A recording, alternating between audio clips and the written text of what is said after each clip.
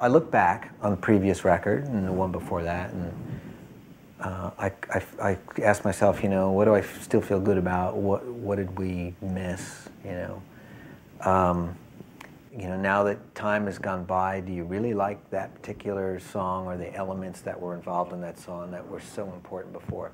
And without going into all the specifics, I thought, okay, all those feelings, observations based on being on tour for 15 months and finishing up kind of like with the G3. What I thought I was going to do was make a live kind of record, and when I finished it, I said, no, I'm not going to do that. I've had enough of that. I spent 15 months of all this, and I had all this time to explore that, and we recorded quite a bit of it actually over the course of the 15 months. So I said, no, I'm not going to do that. I think I'm just going to think about how I can make something sound more unique and how I can play more quirky. I think that was the word I came up with. It wasn't the best word, but I was thinking, what's quirky, charismatic, unusual, and isn't so, didactic sounding or something, or methodical sounding.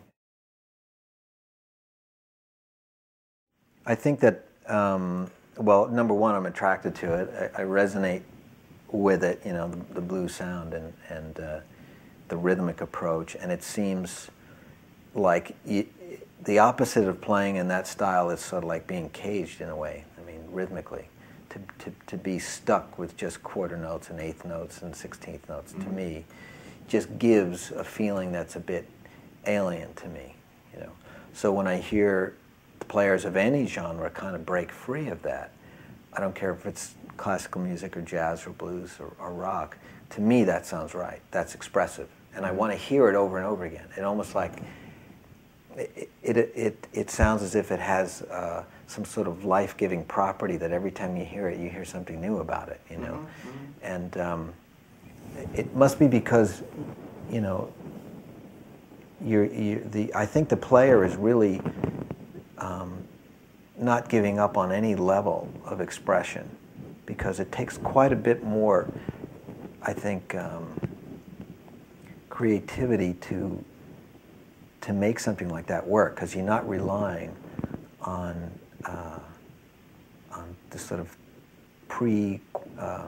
quantized idea, that you're going to do this thing and it's going to all fit, and therefore it will be right because it fits. You know what I mean? It's like when someone plays something and rhythmically all the notes fit in there, then it's correct, and it sort of gives this, I think it gives a kind of a false legitimacy to it, and then you wind up with a cookie cutter melody, solo, whatever. But it seems like all these really great solos and melody parts are the ones that are free of that. There's an observation that I always make, that the solo is either the real expression of the piece, it's very important for its melodic content, or maybe the role that it plays is to throw in something out of left field. Maybe it's the sound. Maybe that's all. It's just weird. It's supposed to come on really strong. Sometimes the solo really isn't very different at all from the melody. They're just one continuous piece. And for those of us who started playing music in rock bands where we got 4 or 8 bars now and then, the arrangement of what a guitar solo did was very different. And when I started doing these instrumental records, I realized that none of that applied anymore. It just didn't work. The solos just didn't pop out, because you'd heard all this guitar right up into the solo. So what else is there to say, And that's a very important part. So I think on the certainly not as a rule, but it seems like very often in the slower pieces that are more ballad-like, not just slow, but more ballad-like, that there's more of a need of continuity there between the melody and the solo, even in the sound of the guitar. And I started playing by, I remember just doing, you know, trying to play over stuff like this and seeing how slow I could get and wanting to figure out how come other guys can go and make it sound really great. Well, you know, because there's a million places to do that over a beat, but when is the right time to do it, you know? And then I thought about, well, you know, there's ways of playing it.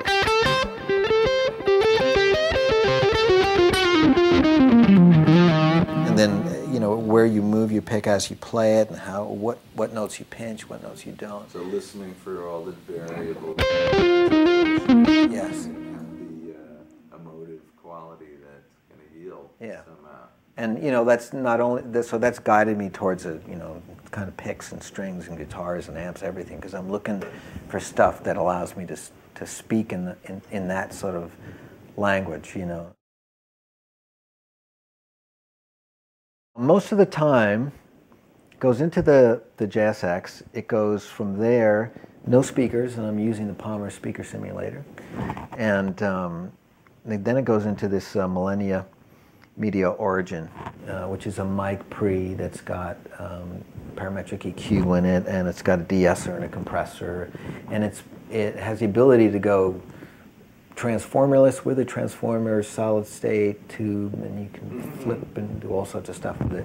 I record everything through there, bass, keyboards, everything. You change the settings on that all the time? Yeah. If I'm smart, I write them down. In other words, you don't write them down.